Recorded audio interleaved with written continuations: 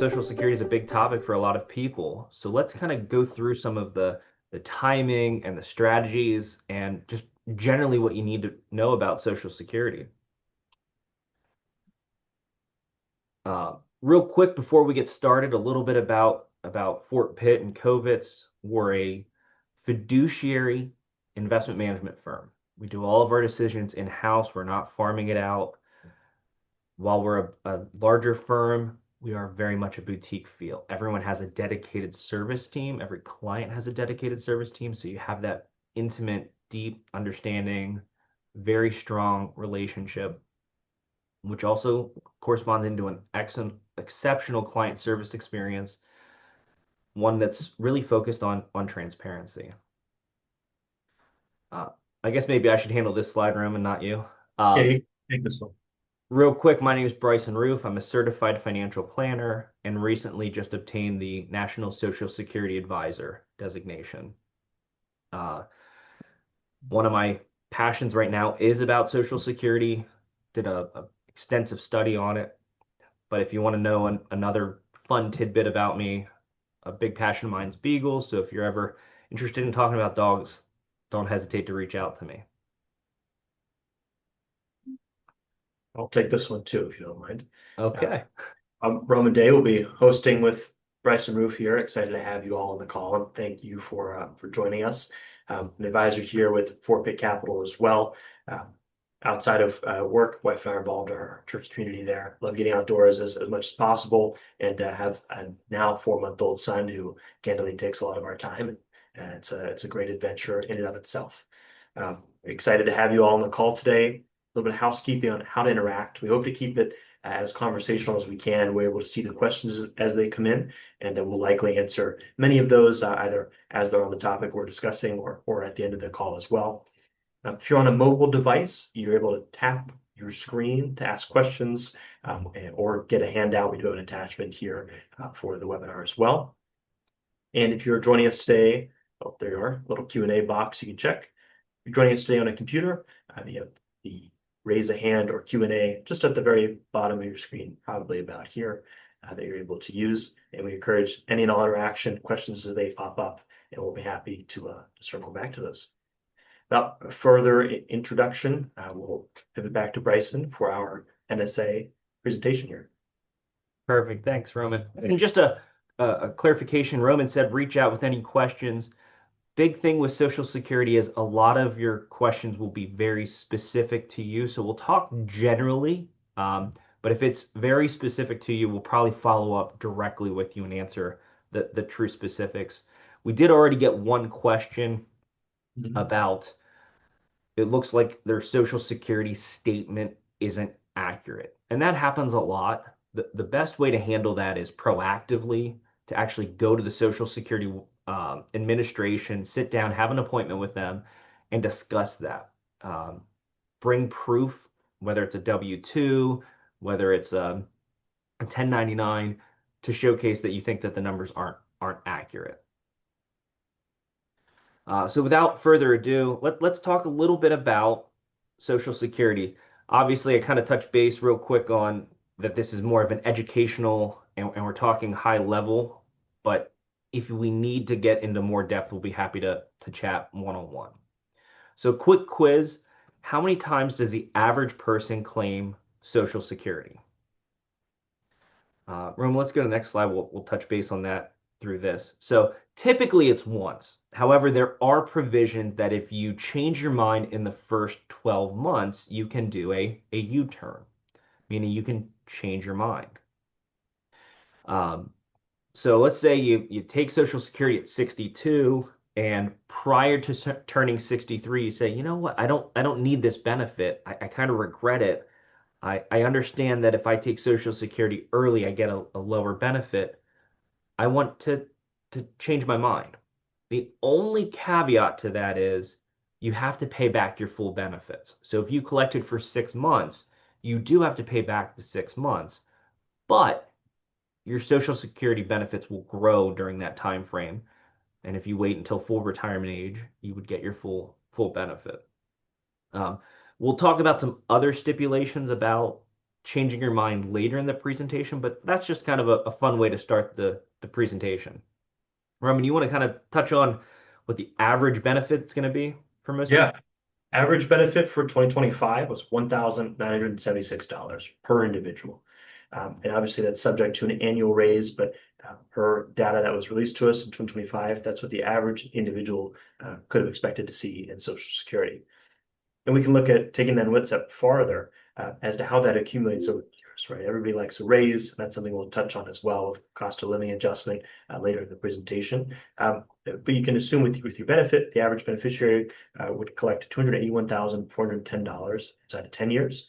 That number continues to grow. And if you look at, if you're able to collect Social Security for 30 years with increased life expectancy, it's something that happens more and more often. An individual is going to collect just north of $1.2 million. And if you have obviously a spouse or you're both collecting, that number only goes up.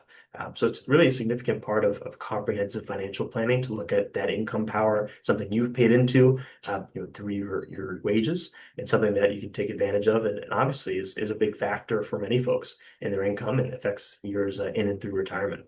That's something we'll continue to talk about here as well. So for my history buffs out there, just a quick Social Security background. So in 1935, Social Security was passed into law. Click to the next slide. We'll talk a little bit about what happened during the Great Depression, and that was ultimately what um, inspired Social Security. At that time, there's about 60% of Americans that were in poverty.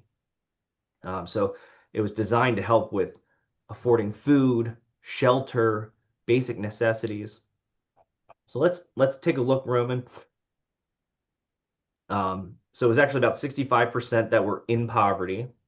Kind of jumped ahead a little bit there. So let's go to the next slide and talk a little bit about Ida Mae Fuller. And I think this is really interesting foreshadowing, if you will. So the first benefit that was ever paid out was in 1937. It was a lump sum payout to Ackerman, and it was 17 cents. And that was his lifetime benefit. They then passed regulations for a monthly benefit. So Ida Mae Fuller paid in $24.75 over a 3-year period. She then started to get a $22.54 monthly retirement check. She ended up living to age 100 and collected $22,888. For us math nerds, that's not quite 1,000% gain on the initial investment. And so that's kind of some of the issues that we see the Social Security Administration facing is how long people pay in versus how much benefits they collect. At the end of the presentation, we'll talk a little bit about Social Security solvency, but I think that's pretty constructive. Yeah, 1,000% return would be pretty good if we could guarantee that. I think we'd be doing. Yeah, yeah. We can look forward here while we love Ida as well. Back in 1935, for instance, her life expectancy would have only been to age 63. At that same time, you wouldn't have been able to apply for Social Security until age 65, obviously after your life expectancy. So the reality of that is, with shorter lifespans, you had fewer people living to Social Security age. Most folks were only able to, or typically able to collect for the latter couple of years of their life, if at all. And that's one of the realities we face today with the Social Security system. And some of the challenges as well is that folks are living longer, even though they tend to pay into the system a little longer as well. We have to work out the funding somewhere. And that's something we'll continue to discuss here in the presentation as well. But some of the rules of the road is what we're going to cover here today for Social Security. Obviously, some of the topics of eligibility, spousal benefits, what it can practically look like for you. These are things that we plan to take an in-depth look at more topics, some topics more than others as we build through the presentation. But obviously, to Bryson's point, I want to keep it high level. Say, here's the structure of Social Security. Here's how it can be implemented inside of a comprehensive plan. Here are the things you should know about maybe when to elect and when not to. And of course, we're here as well, both in follow-up as well as after the presentation to talk about any questions. A lot of these do tend to be personal, right? Social Security is based per individual, how much you made, how much you contributed over so many years. That's obviously things we'll talk about as well. One of the first things is eligibility, right? So who's eligible, what determines eligibility, and how do we actually figure that out? Um, the high level answer is you need 40 credits to be eligible. We can start with what is a credit? It's a unit of measurement used by the Social Security Administration that tracks a person's work history to determine eligibility.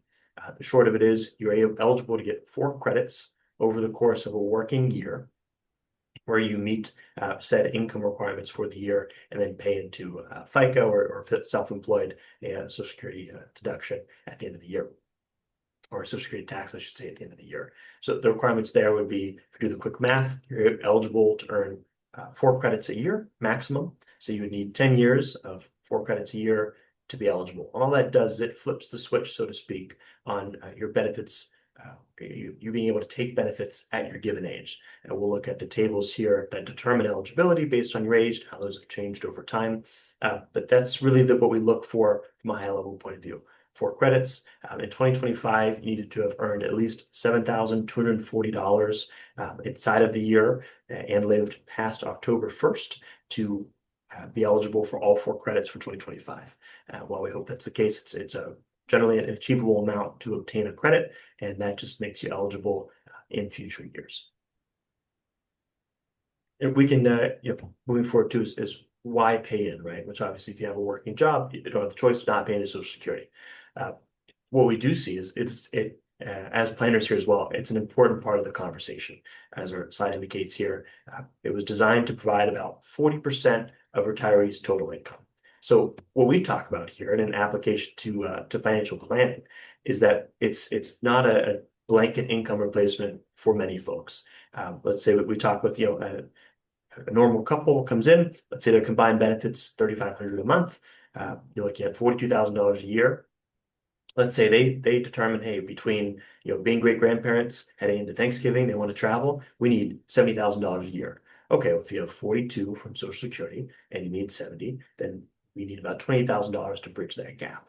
And that's where we come into the conversation and obviously talk about Social Security when you're eligible, which we'll cover here, and then look at from your portfolio of other assets, a 401k, a 403b, lump sum pension, how we can create an income stream, generally the stocks and bonds and alternatives, to fill that gap between what Social Security can provide and what you otherwise need without touching principal.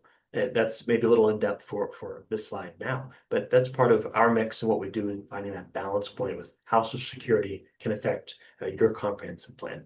And it's important to know when you can take it and how much that sum is, which is what we're looking at here. Is we see that the full age of retirement, the FRA age, has changed over time. So in 1937, when this began, it was 65 and has steadily ticked up. So now anybody born after 1960 to present, it's age 67. And when we say full retirement age, when you see your Social Security statement on NSSA.gov, I know we had a gentleman ask a question about that in the chat here. You see your full Social Security retirement age based on your birth date. They use that number and that value to then calculate if you take it early, what the discount is, or projecting forward, what the return would be if you did delay. And we can cover that, and Bryson can explain further on that point. So we'll use an example of somebody who has a full retirement age of 66 and 10 months. So at that age, 66 and 10 months, they would get, in this example, $2,000 benefit. You can see that if someone were to claim early at age 62, they would get roughly a 30% reduction in benefits during that time frame. So that means once you claim at 62, instead of a $2,000 monthly benefit, you would have a $1,400 benefit. That is a permanent lifetime decision unless you change your mind within that 12 months, or we'll talk about one other option later in the presentation. So you may say, well, Bryson, why would we want to take benefits early versus delayed? And we can get into that a little bit more later in the presentation, but it's very specific to each person. And For some reason, it could be health related. Maybe you don't have longevity. Maybe you need cash flow. So those are some reasons where it may make sense to take a permanent reduction in benefits. The benefit of potentially waiting beyond full retirement age is that you get delayed retirement credits, DRCs, and it's 8% annualized. It's actually calculated on a monthly basis. So if you went to 66 and 11 months, you would get 2/3 of a percent increase in your monthly benefit. Uh, where this becomes notable is if you delay to age 70, essentially you get a 25% raise in your monthly benefit. An example of when it may make sense to delay to age 70, we have a fair amount of people who want to give the highest survivor benefit to their spouse. So if something were to happen to them, and we'll get into that later, I think Roman will be the one speaking on that, they would get a larger benefit. So some people will delay taking Social Security for that reason. Um, I did talk about one other option for making a decision and having changes to benefits. And one of them is what's called retroactive benefits.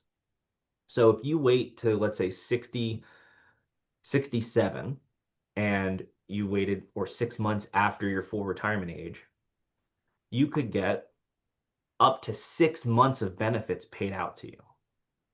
So let's say you have a $2,000 a month FRA, you wait till 6 months after your full retirement age, you could tell the Social Security Administration, I want a $12,000 one-time lump sum check. That means you've foregone the DRCs, the delayed retirement credits, but you get a $12,000 check. And so what we see is spending too much early in retirement can be a huge problem. So what you could say is, hey, I've retired. I want to do this big trip, or I need to help my children out. Whatever that lump sum figure may be, you can use Social Security as a way to fund that.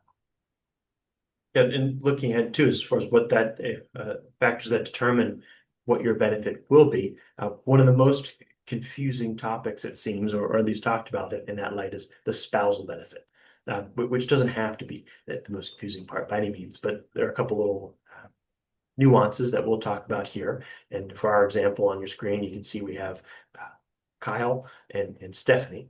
That's who we're going to use today. So let's say we look at, or excuse me, we use Travis and Stephanie. That's a better distinction. So we have Travis, who's 67 years old. His at full retirement age for him 67. His full benefit is $2,500 a month. And we have Stephanie, who full retirement age also 67, assuming they're the same age. Her benefit is $1,000 a month. Through the spousal benefit, you're entitled to the better of, as the lower income earner of the marriage, you're entitled to the better of your benefit, or one half of the higher income earner's benefit. And what that looks like in this instance is if Travis's benefit is $2,500 a month. Stephanie would be entitled to $1,250 with the spousal benefit, or $1,000 of her own. So naturally, she's going to say, yeah, I'll elect the spousal benefit, $1,250. Now, how that works is she will still elect her own Social Security of the $1,000 a month. Then that $250 will be added on a monthly basis because she elected the spousal benefit. Now, something to note through this as well is if Travis, or let's say in this instance, Travis elects early. So he says, hey, I'm going to take my Social Security at 62 years old. So it would be discounted from the 2,500. Stephanie, if she chose to delay until her full retirement age, is not penalized. So at any course, flip side, if Travis delays, but Stephanie takes hers at full retirement age, she's not penalized. There's also no gain for her waiting as well, assuming he elects at FRA. So let's say Travis retires at 62, his benefit is reduced to maybe even $1,800 a month. If Stephanie waits to elect until 67, she still receives $1,250, or one half of his benefit, the high income earner's benefit, at full retirement age. And a point of clarification there as well. While if if Travis does wait from 67 to 70 to elect, where that benefit would increase, let's say another 25%. So if he's close to $3,000 in benefit there, Stephanie would then not get $1,500 a month, but still at $1,250, assuming she elects. Now, what can happen is if she elects at 67, but the high income earner elects at 70, for those 3 years, she would earn $1,000 a month of her basic benefit. So she's still just is entitled to her benefit until the high income earner elects. So there's no spousal benefit in this instance until the higher income earner elects the benefit. Roman, we did just have one question. Yes. So I sent a message back to them, but we will be sending out a copy of the presentation at the end. Probably not the same day that we did the presentation, but they will get a copy eventually. Yeah, that'll And be and Roman, maybe you get this question a lot, but I also get this question a lot. On spousal benefits, they will often say, well, if it's 2,500, why wouldn't I just get 1,250? Why is my benefit included and then a spousal boost and all these confusing terminology? It's really because of a change in Social Security law back under the Obama administration, which eliminated the file and suspend provision. So if anyone on the call remembers that file and suspend, that is no longer an option. It's now considered deemed filing. So if you file for benefits, you automatically get the larger of the two, a spousal benefit or your own benefit. And that's why the 1,000 a month and the 1250 or 250 is calculated that way. that's a great point. We can look at another application of a spousal benefit as well, which is what we call independently entitled divorced spousal benefit. A couple factors here. If you're divorced 2 or more years, are now single, are both 62, and were married for at least 10 continuous years. What we mean by continuous is if you were, let's say, married for 7 years, even divorced or otherwise, and got back together within the same calendar year, that's still considered continuous for the sake of the Social Security Administration. So if you do meet those criteria, what can happen is the spouse or the ex-spouse still has a claim, particularly the lower income earner ex-spouse still has a claim to a spousal benefit, but in this instance of divorce, does not have to wait until the former ex-spouse, or I guess now ex-spouse, higher income earner claims their benefit. So you still have, even in the case of divorce, access to spousal benefits, but so long as the ex-spouse did not remarry inside of those 2 years, the lower income earner. And if the higher income earner, in this instance, were to remarry, the ex-spouse taking spousal benefit does not affect either the new marriage, new partner, that spousal benefit. So several moving parts there, but essentially if you get divorced, there's still a clause for spousal benefit. And if anything, you're actually able to elect that spousal benefit earlier, as you don't have to wait for the spouse, ex-spouse to elect theirs. And Roman, I know you said this, but I'm just going to highlight this because it's another common and frequently asked question. An ex-spouse claiming on your benefit has no material impact on your benefit. So if your ex-spouse claims on your benefit, it does not have any bearing on you. I know that's a big concern for a lot of people. If you are an ex-spouse claiming on a previous spouse's benefit, you will need to have some documentation when you go to Social Security and apply. You'll need to have your marriage certificate, your divorce decree. Um, they can look up the benefits, but it tends to be a lot better if you have their Social Security number. If your spouse has a very common name like Jim Smith or um, John Doe, it's harder to look up your ex-spouse's information. So those are two items just to have prepared when you file. Here we have a question. Can the higher income earner claim against the low income earner's ex-spouse benefit? There wouldn't be a claim to make against that, so long as both single, which we can look at the next slide as well. They would both, the lower, assuming it's a lower income earner, would be able to claim on the higher income earner spouse's Social Security and then receive the spousal benefit without penalty there. If that answers your question, we can certainly follow up with you there as well. The biggest provision to remember is deemed filing. So if you file, you cannot delay your benefit. It is considered deemed filing, so it's a portion of your benefit and a portion of the higher income earner. Yeah, that probably clarifies our the question we had too about an individual who is 63 not claiming, but the ex-spouse is claiming. It is older at 67. Can I collect on mine or wait? So if you choose to collect, while there are two factors, which could be the spousal benefit, it's based on your base benefit as well as half of your ex-spouses. If you choose to collect, there's no separating electing a spousal benefit or your own, so to speak. Your spousal benefit would just actually increases your own benefit. So that election will happen at the same time, to Bryce's point. Another question about ex-spouse, can they claim if they remarry? No, they cannot claim against your benefit once they remarry. And to that same effect, if the higher income earning spouse remarries, that spouse then has a claim uh, to their Social Security spouse benefit without interfering with one another. We can look at another survivor benefits, another benefit of Social Security, and what that looks like. Must be married for at least 9 months, with two exceptions for the survivor bonus.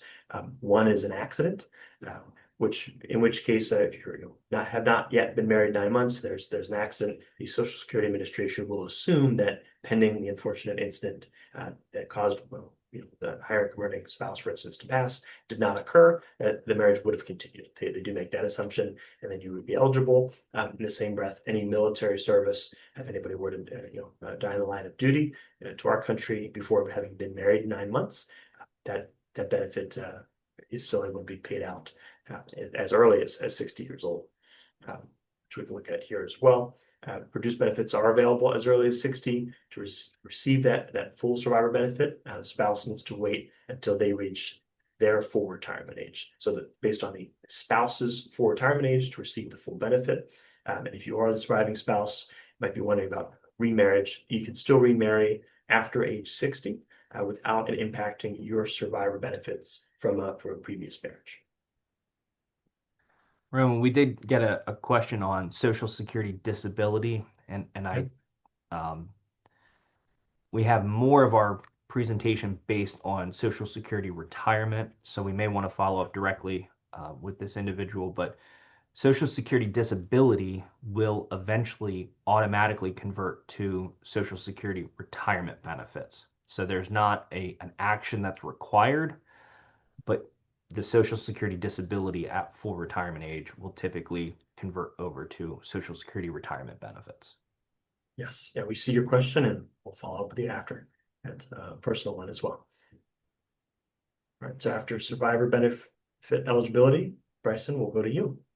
So this is a very common question.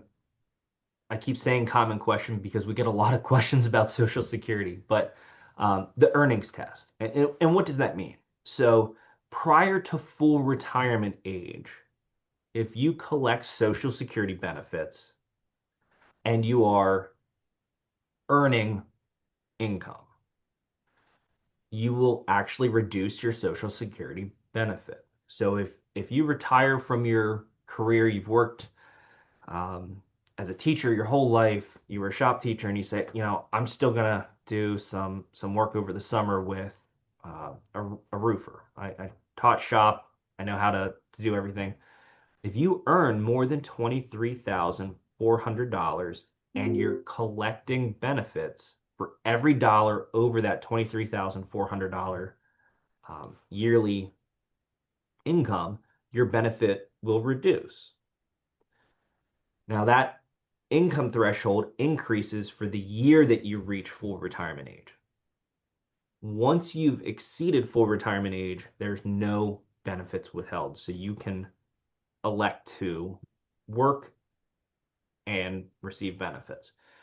So part of the discussion when we talk about should I take Social Security at 62, what's the likelihood that you're going to do some type of part-time work and what's the income going to be? If you say, hey, Bryson, I want to work for 3 years, I'm not ready to sit on the porch and drink lemonade and read the newspaper all day. I want to be active and I'm going to take this job I've always wanted to do, but it's $10 an hour. Okay, well, how many hours are you going to work? What's the income going to look like? And you say $10,000. Great. We can look at does taking Social Security at 62 make sense? If you say, hey, Bryson, I'm looking at doing a part-time job and I'm going to make $60,000 a year, well, that may whittle away your Social Security benefits substantially, and it may no longer make sense to take Social Security at 62. The year in which you hit full retirement age, a $60,000 a year salary may not impact you. So that is a critical factor in the discussion of when do I take Social Security benefits. Roman, how come I get the one to be talking about taxes? Everybody Yeah. loves taxes. It seems like you lost the coin flip there. I did lose the coin flip on this one. So, when Social Security was first implemented, there was no taxation on benefits. There was also no cost of living adjustment. So, in 1983, under the Reagan administration, they made a portion of Social Security benefits taxable. So, the the in 1983, they made it 50%. Roman, if you click to the next one, we'll go under the Clinton administration. Yes. Um, and they actually made Social Security 85% taxable for specific adjusted gross incomes. So the other consideration for Social Security is there's 8 states that tax Social Security benefits. We're based out of Roman's out of Pittsburgh. I'm out of Harrisburg, so we're both Pennsylvania advisors. Pennsylvania tends to be a nice taxation for retirees.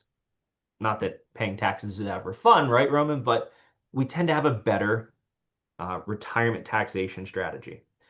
So in different states, you'll want to factor in. If you go to Colorado, Rhode Island, Utah, Vermont, etc., you'll want to just be aware of the taxation of benefits.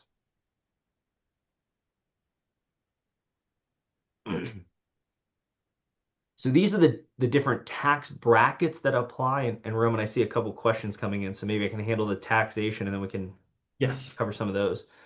So for single or head of household, if you have a taxable income between 25 and 34,000, 50% of your Social Security benefit is taxable.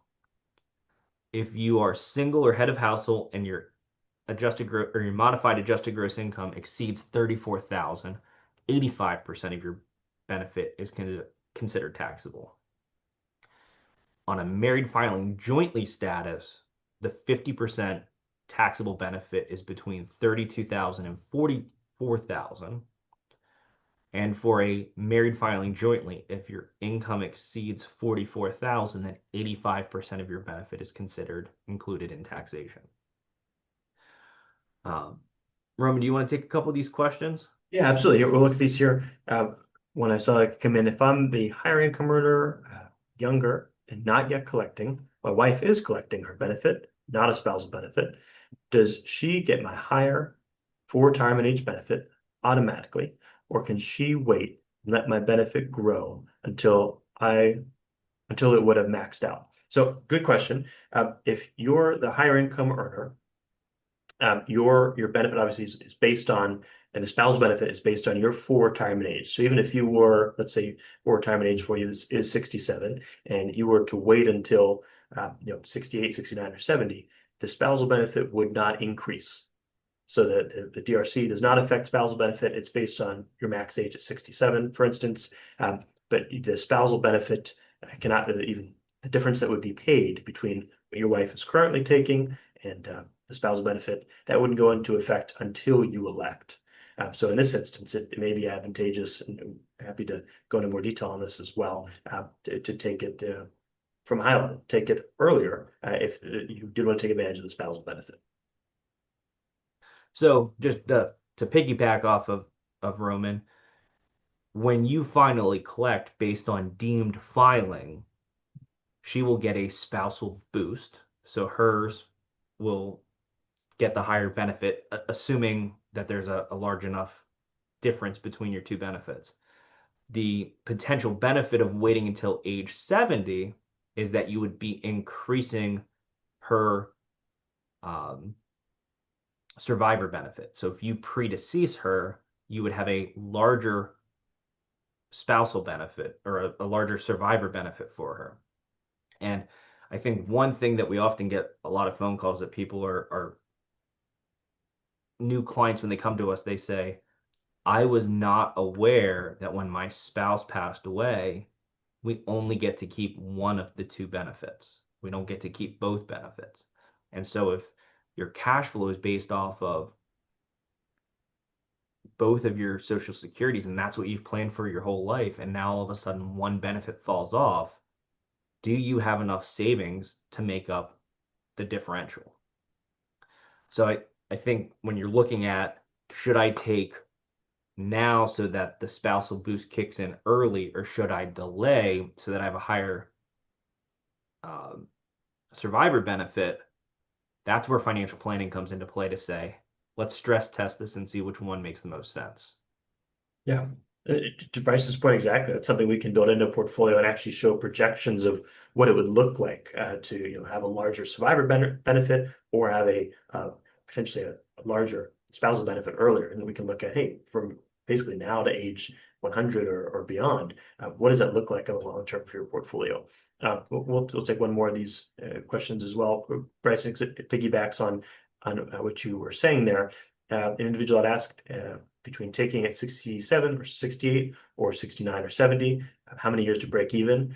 That's a great question. It can depend on your projected longevity, and there's a formula we could show as well to when the numbers break even. But your spouse, if you does my spouse get one half of my Social Security at 67, or if I take it at 70, your spouse will only receive one half of better one half of your Social Security benefit based on your full retirement age. So if that is 67, it'd be based on that number at 67, but would only receive it once you elect. So if you wait until 70, it's still going to be the better of one half of your full retirement age benefit at 67, but you would receive more because you've delayed till 70. And as the higher income earner, there could also be a larger survivor benefit, as Bryce has mentioned.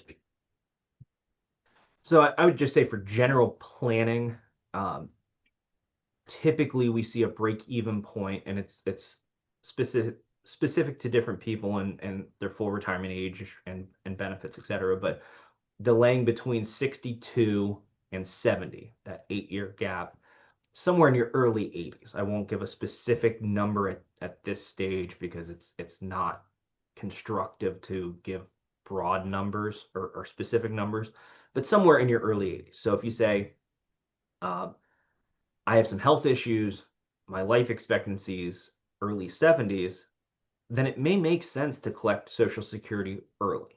If you say, hey, I have longevity on my side, then maybe it makes sense to delay to 70. And we can do some modeling, Roman, we do that often for clients as part of our financial planning process. Yeah. Okay, we're going to move to the next slide here, Bryson. Well, let me just finish up one thing on taxation, Okay. just to clarify. A client or we got a question that came in.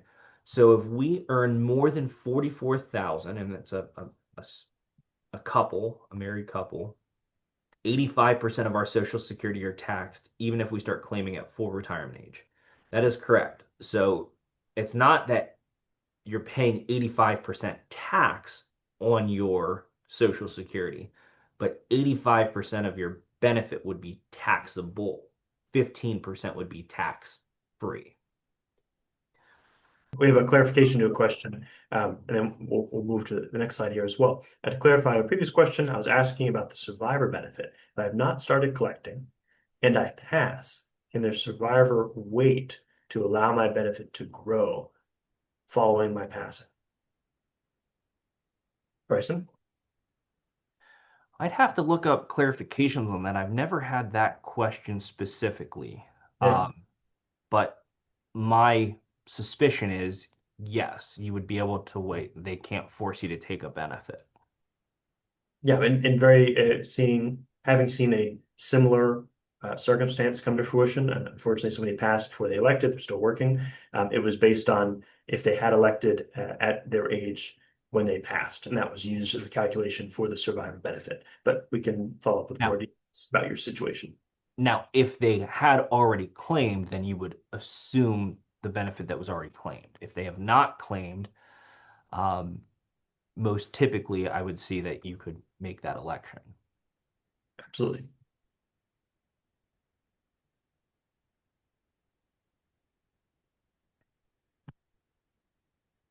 Okay, cost of living adjustment. We'll discuss the raises you get every year. Who doesn't love a raise, especially in Social Security? You can see that if we look at our growth rate through the chart here, it's kind of all over the place. It's actually what we call pegged to increases in CPI, CPIW technically, based on changes in the Consumer Price Index. That's a number we use, and actually, the Fed prints it as well to monitor ambient prices in the market. And that's how we figure out what inflation is. And we want to combat that, obviously. So your cost of living adjustment is there to ensure that your Social Security impact and that income isn't whittled away by inflation and ambient rising prices, something that we're all too familiar with in the last couple of years. You can see it since 2020, Social Security recipients are hopefully quite happy, 5.9, an 8.7, a 3.2, which are large cost of living adjustments year over year. We can see that since 1975, if we do the math here, the average has been about 3.75% year over year. That's what we figure into our plans, sometimes even erring a bit more conservative at 3.6. But it is something to show that your Social Security benefit, retirement benefit does increase year over year. There's a factor for that. And at best is there to keep up with inflation. We wouldn't sit here and say it's going to outpace the market. There's no reason to have stocks or bonds. But at the very least, that there is a designation to ensure that your purchasing power keeps up with markets.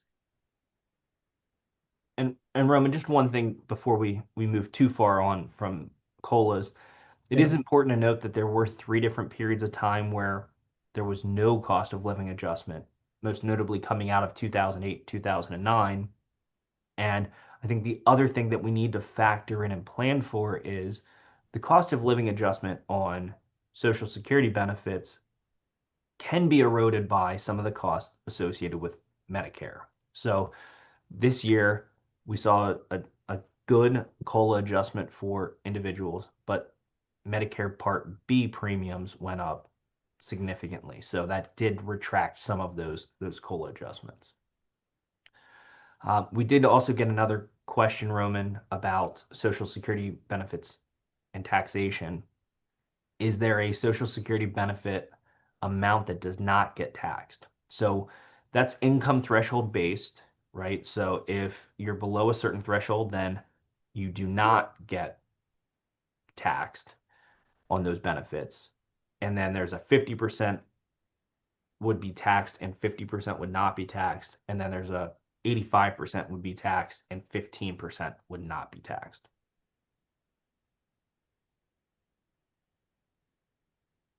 So let's talk a little bit about the trust fund and Social Security solvency. This is obviously something that's very important to a lot of people. They've paid into Social Security and maybe they started working when they're 15 years old and now they're 65 and they say, I've been paying in my whole life. How do I get these? So let's go to the next page, Roman, and we'll talk about the three different income sources for Social Security. The main one is FICA taxes. So that's that 6.2% tax on social or on income. Then the trust fund has assets that are invested in treasury bonds and the interest is reinvested. And then the third way that the trust fund makes money is the taxes on Social Security benefits. So when you get taxed on benefits, it doesn't go into the general fund for the government. It goes back into the trust fund. Um, just trying to keep an eye on time, so let's keep moving a little bit on this. Yeah. One item that most people fail to remember is that the 6.2% tax, and if you're self-employed, it'd be 12.4%, only goes up to the 176, 100 threshold for 2025. So when we start talking about how do we fund Social Security, one way that we can talk about better funding the trust fund is actually increasing this 176, 100. Another discussion is 6.2% appropriate going forward. So I'll get into that a little bit more. I think one of the problems that we're seeing with Social Security, Roman, if you go to the next slide, in 1940, when benefits were starting to be paid out on a monthly basis, there was 160 workers for every beneficiary that was collecting. The next slide is going to be staggering on how many beneficiaries to workers there are. In 2025, there's 2.8 workers for every one beneficiary collecting. So that's why we're seeing some of these funding shortfalls. So Rome, let's go to the next page. Um, so right now, benefits are exceeding the FICA taxes that are being received. They're exceeding the interest from the trust fund, and they're exceeding the taxes from trust fund or from benefits. So if no changes occur, the various income sources will essentially pay 74% of benefits. So one thing that I will often hear people say is, I'm going to take Social Security benefits at 62 to lock in my benefit. And I just want to be clear that you're taking a 30% reduction in monthly benefits, and then you would get another 26% reduction in 2033. It's not that you're locking in and that's your guaranteed amount. It would be reduced again. So the claim strategy really should be based on your goals and objectives, not based on locking in benefits. Congress will eventually need to act on this. It's obviously a hot button item, but there's not been any type of meaningful action. There's been some proposals. Romy, you want to? Question in there. Do you have time for? We have time for. Sure. Why would I wait for full retirement age when average life expectancy is 78 and a half, and at a minimum, Social Security may be reduced to 2033? A break-even point is not until 79 and a half years. I do not need the money, but plan on investing with an estimated conservative ROI of 4%, which would significantly increase my break-even age unless I live past 85. Just not, does it make sense to wait until full retirement age? That's a great question. And obviously with life expectancy where it is, something we talk about, that's where longevity is a factor. Certainly thinking about it in the right framework.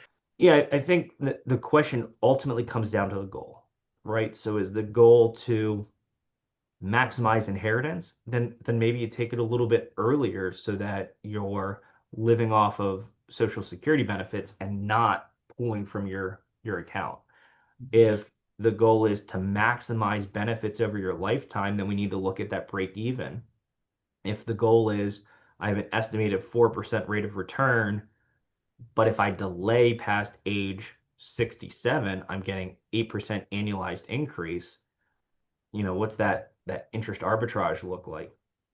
So it's really specific to goals. And part of that understanding life expectancy is that we can make the best decision based on projections, but life has a way of making adjustments that we don't expect. So I think instead of just looking at this in a vacuum, I would do a financial plan and stress test it and then make a decision based off of the outcomes of those various different projections. Absolutely. Okay. Move. Ready for the next slide? Sure. Great. So some of the proposed solutions for the Social Security problem, as I indicated earlier, is 6.2% still the right amount, or do they adjust that amount? Do they remove the wage-based cap, which right now is 176, 100? Do they move that to 250 to 400? Do they completely eliminate that? That's additional revenue for the trust fund.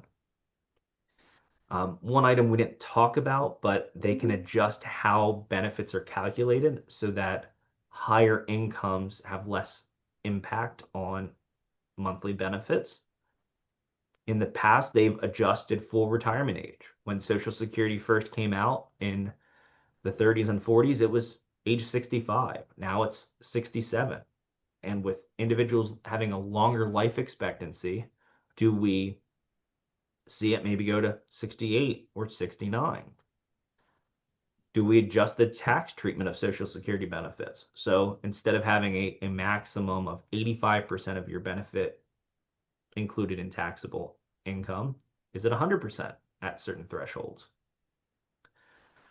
Uh, so that's kind of where they're talking about right now.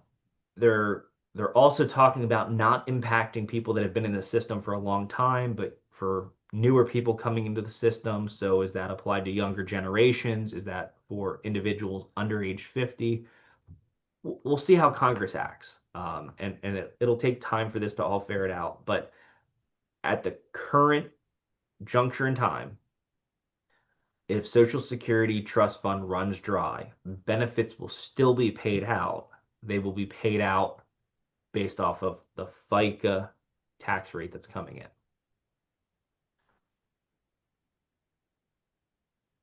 So that's kind of our overall spiel about Social Security. We talked about different claim strategies. We talked about Social Security solvency. We talked about different benefits that you can get as a retiree, as a widow. Um, we obviously have a lot more to discuss, but we're running up on an hour. I do see a couple of additional um, questions coming in. If we run out of time, Roman, maybe we can just mark who they are and follow up with them with phone calls. Absolutely. So one question was, how is Social Security actually calculated? How's the benefit actually calculated? And so it's based off of your AMI, which is a calculation that factors inflation on your earnings over the past 30 to 35 years of income. And then there's three different bend points that factor into how much you would earn. Without getting into the weeds of the actual calculation, when you log into your Social Security SSA.gov and look up your benefit, it will show all your past earnings and calculate what would you receive at 62, 63, 65, etc. Can we work and collect benefits too without penalties? Yes, up to a threshold, as Bryson talked about earlier, there are thresholds at which you, I forget that dollar figure, we just touched on it as well. Around about $60,000 a year, I do believe, where For the full retirement age. for retirement age, you don't have a penalty there if you continue to work, and that'll be in the slides that we'll send out after this as well. How would I access my ex-husband's earning record? That's a tough one. You typically don't get to access their past earning records. You would have to set up a meeting with Social Security and explain that you are an ex-spouse and you are looking to get ex-spousal benefits. The best way to do that is have his Social Security number, have her Social Security number, um, have your marriage certificate and your divorce decree. They would be able to look up the benefits, but they're not going to be able to provide you. They'll provide you with what your spousal or your ex-spousal benefit options and what they are. Okay, that was our Q&A. We kind of did it live. We did. Thank you, very So informative. That's what we hope. Thank you for attending, and we have more events and blogs coming up as well. Bryson can continue. I would say if anyone has any questions that they didn't want to ask in a group setting, you can find our number on the website. Ask for Roman, ask for me. Both happy to chat about your situation on a more private and personal level. and wanted to thank you for taking your time to spend your lunch with us. Yeah, thank you all for taking the time. So glad to have so many attendees here and happy to have a continued conversation too about how Social Security can fit into comprehensive financial planning. Thank you all and have a wonderful rest of your day. Thanks, guys.